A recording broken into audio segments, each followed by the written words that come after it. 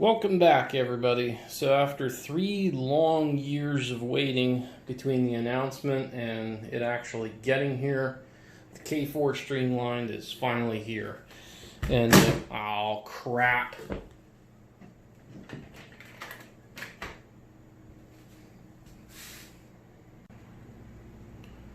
Okay, remind me never to shoot from that angle ever again. The train is fine, thank goodness. So we're going to take a brief look at the box here. One thing of note, this does accept their new Go Pack, which is like their Keep Alive. And it's in their box design now where the item kind of ships all together. I'm not as a fan of it. I like the older design where the tender and the locomotive come separately. And you can see that I went with the bronze version, which is how this engine was delivered to the Pennsy. It was later repainted in the, most people think it's black, but it's actually more like 9 parts black, 1 part green. They call it Brunswick green. It was later painted in that. So, of course, you get your manual and funnel and the other usual stuff. Some extra traction tires, that's important. This engine does have traction tires on it. So hopefully that leads to some good pull power. Put that away here. And we'll flip back to the engine here. I'm going to go ahead and freehand it here for a second so we can take a look at some of these details. And on some of these versions, you'll see the keystone here. On some of them it's actually just above the headlight, on others it's up here. Kind of depends on what era the engine is from. And we got number boards on there. I really hope those are lit. That would be really nice if those are lit. And it's got the skirting on here. And this is not Tuscan, though it's very, very close. The front wheels could probably be blackened there. But you can't really, there's really not a whole lot of side detail on these. Most of it's covered up by the skirting. Got your cab figures. Let's take a look at the top here. Another thing, this is die cast, both in the tender and the locomotive, which is always good. Got our coal load in there. And back there it looks like we got the rear headlight and some markers. I really hope these markers are functional. That would be nice. Kind of hard to see, but they do have the MU hose. I guess it's not MU, it's probably the air brake line back here is silver tipped, which is nice. That's something that's not done on a lot of Broadway engines. I end up doing it myself, but it's nice when you don't have to.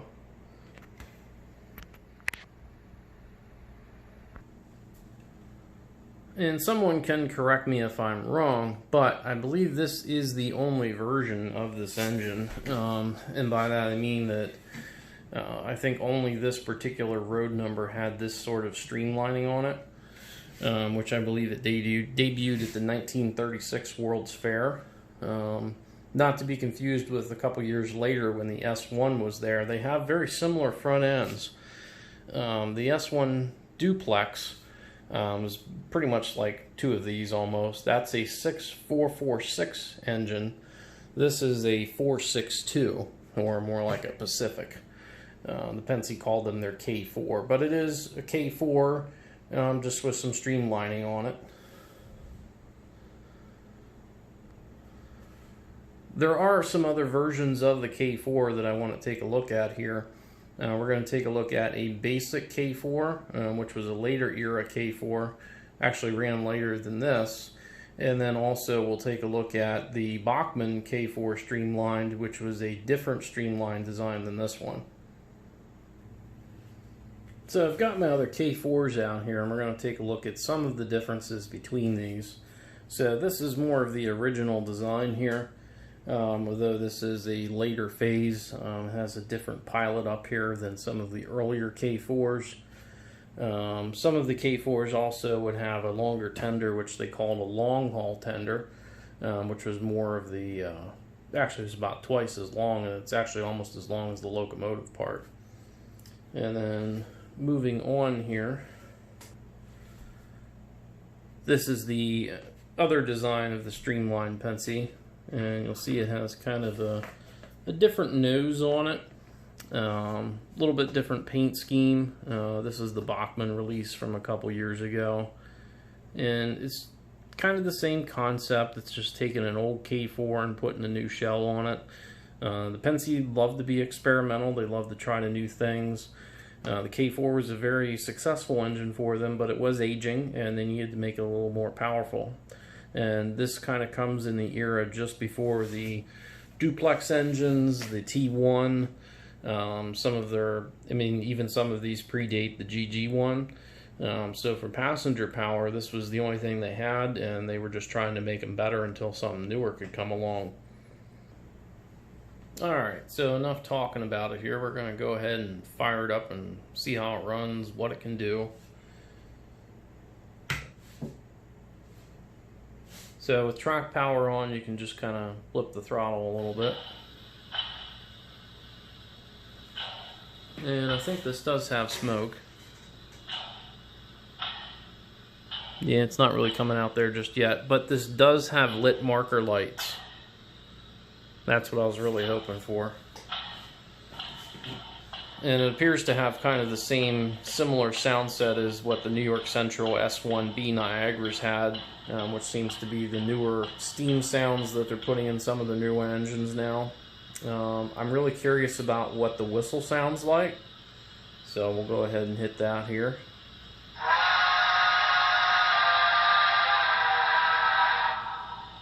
That's not too bad.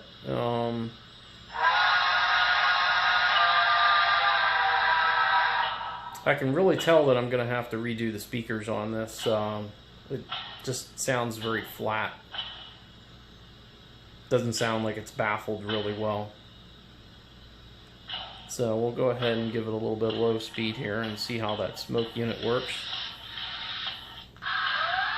Yep.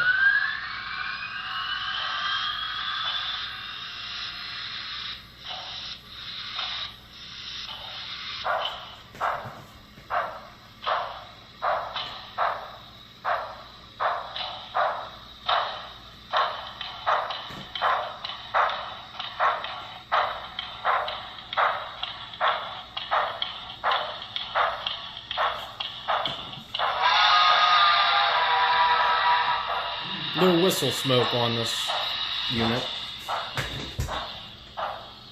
Being that it's a smaller engine, I don't really think that they could actually put that in there anyway. Oh, and the rear markers are lit. Cool. And of course, you got your rear tail light there.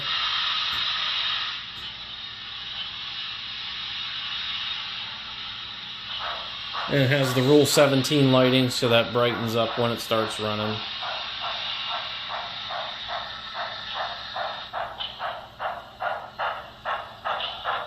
Yeah, the sound is not very impressive.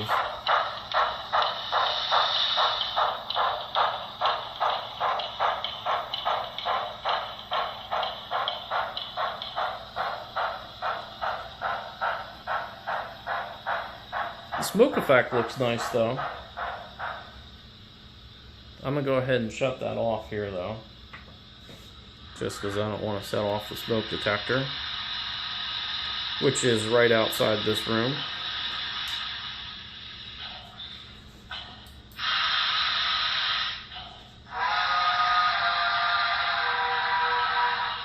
Yeah, I think with a good set of speakers, this could actually be pretty good. We'll go ahead and try out the bell.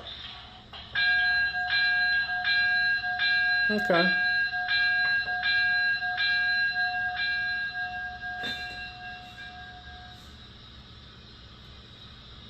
And we're going to take a look at some of the alternate whistles, which is on CV224. So we'll see what else is on here, because a lot of videos never actually show. Usually they include 3 whistles with most of their steam engines, so We'll see if any of the others sound better.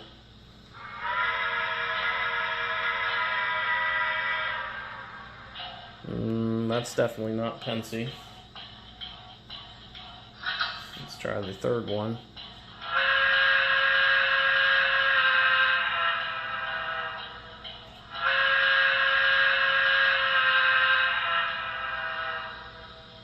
When it quills, it sounds a little more Pensy, but still not quite as good as the default whistle. So we'll go ahead and switch back.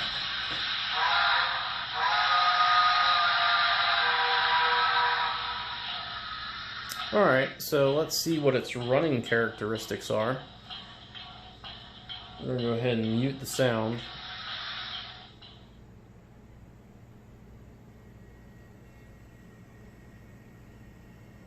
And I'm at about 5 or 6 speed steps there, so we're going to go ahead and slow it down just a tad. I'm on 1. It's smooth, maybe a touch fast, but it is smooth.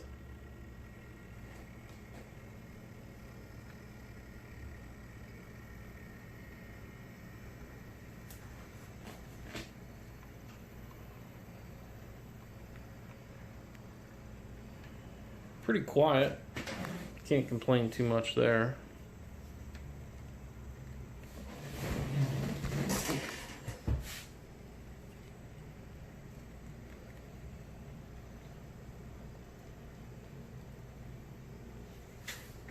Let's give it some juice here. Now, full disclosure, this is the first that I'm actually running anything on this newer layout here. So we're in the new place here, and this is literally the first thing that's on the track. So I don't know if there's track issues. Alright, let's give it full blast here, and we'll do some speed tests. See what we get. I would be happy with 70 miles an hour or above.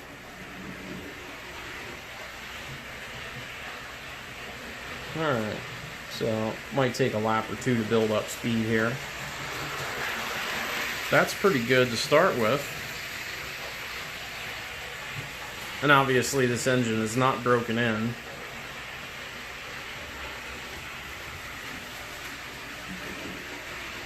It does look really good at speed though, especially with those side rods just kind of dipping right underneath the skirting briefly. Oh. Must have hit a dead spot here.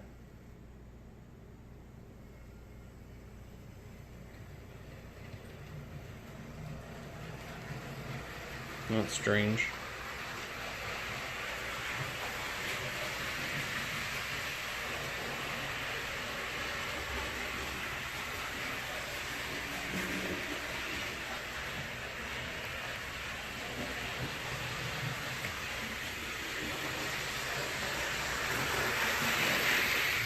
Oh, didn't slow down that time.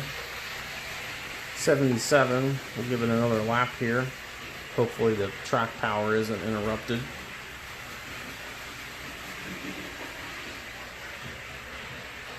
And I can tell it just lost some juice there. Alright, so that's good.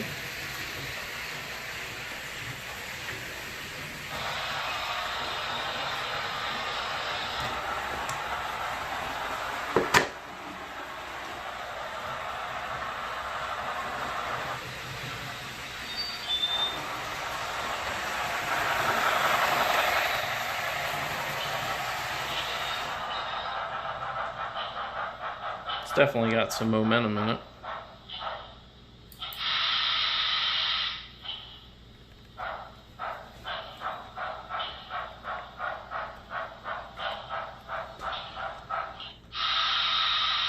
Hit another dead spot again.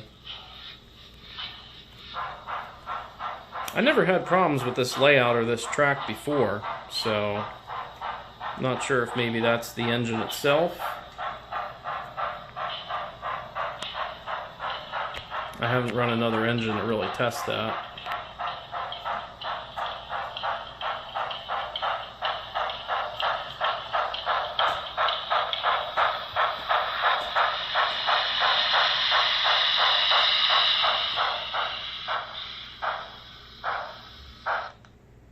And it died again there. So there's got to be some kind of either power problem here with the track or something with this engine. So I don't know.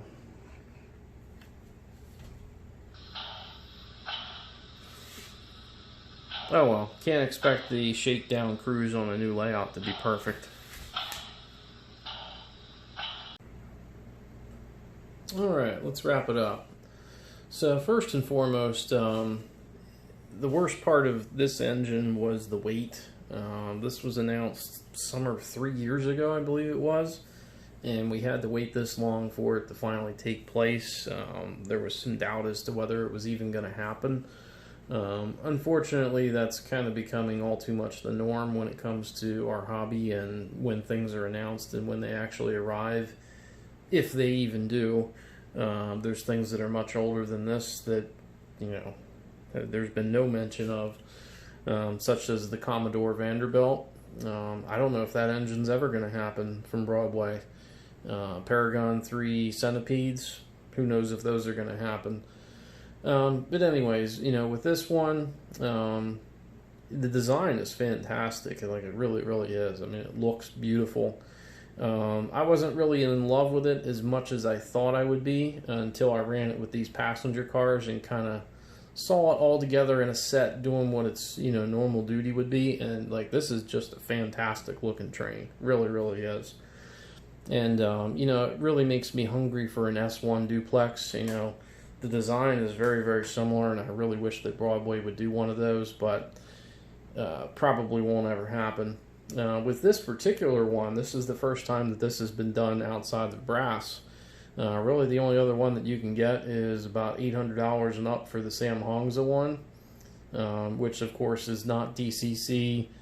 You know, probably isn't as detailed as what this one is.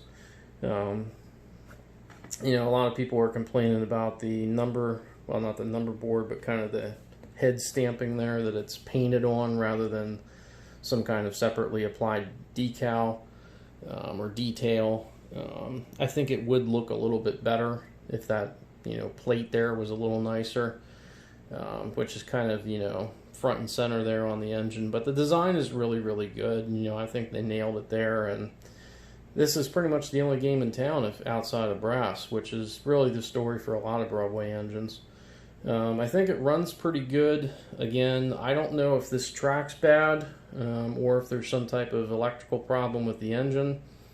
If it is the engine, that's an easy fix, because I am going to get one of those Go Packs, and we're probably going to do an install on this, and at that time also I'll pull apart the tender and try to fix the sound and make it sound a little nicer, because I think there's definitely some room for improvement there.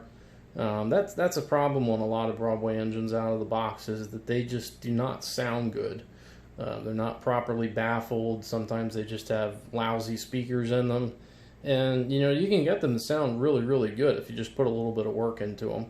You shouldn't have to, especially not on something that costs this much, but, you know, it's very rare that you actually buy something and it's absolutely perfect. There's very few engines I've bought where I haven't had to take them apart. Maybe I'm a perfectionist, but I just find things that are wrong with the engine and I know they can be better, so I just fix them, if possible. So, you know, cost-wise, this comes in right around $400, which, you know, it's pretty standard run-of-the-mill. Can't really complain for something that's die-cast.